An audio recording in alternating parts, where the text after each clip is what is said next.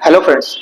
दोस्तों, क्या आपको पता है कि किसी भी इन्वेस्टमेंट के डॉक्यूमेंट में, चाहे वो इंश्योरेंस हो चाहे वो म्यूचुअल फंड हो, किसी भी इन्वेस्टमेंट के डॉक्यूमेंट में नॉमिनी कौन होता है? नॉमिनी वो बंदा है जिसको हम फर्स्ट डे से डिक्लेयर करके चलते हैं कि अगर किसी भी प्रकार की इवेंचुअलिटी आ गई तो क्लेम इस बंदे को दिया जाएगा।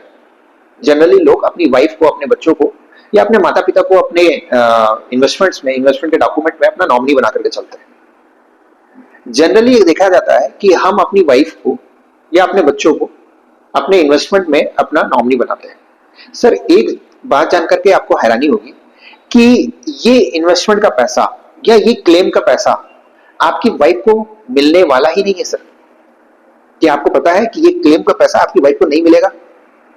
क्योंकि एज पर लॉ, इसका रीजन बताता हूं। एज पर लॉ, अगर आपकी कहीं उधारी है, मार्केट में अगर आपने कोई बड़ा लोन ले रखा है, या आने वाले टाइम में आपका बिजनेस जो है किसी भी तरीके के रिस्क पे है, तो सबसे पहले in case of any eventuality, in case of any death, in case of death, ये पैसा सबसे पहले आपके क्रेडिटर को दिया जाएगा, आपकी जितनी उधारी है उसको दिया जाएगा, और अगर कुछ बचता है उस तो उस बचे हुए अमाउंट को आपकी वाइफ को दिया जाएगा। इससे बचने का सबसे अच्छा तरीका यह है कि आपको ट्रस्ट का फॉर्मेशन करना पड़ेगा।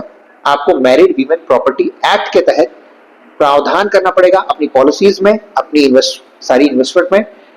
तभी जाकर के आप अपने इन्वेस्टमेंट को सेव कर सकते हैं। तो प्लीज चेक करिए कि आपने अपनी पॉलिसीज में, अपने इन्वेस्टमेंट में, अपने म्यूचुअल फंड में मैरिड वीमेन प्रॉपर्टी एक्ट के तहत फॉर्मेशन किया है या नहीं किया है। Thank you.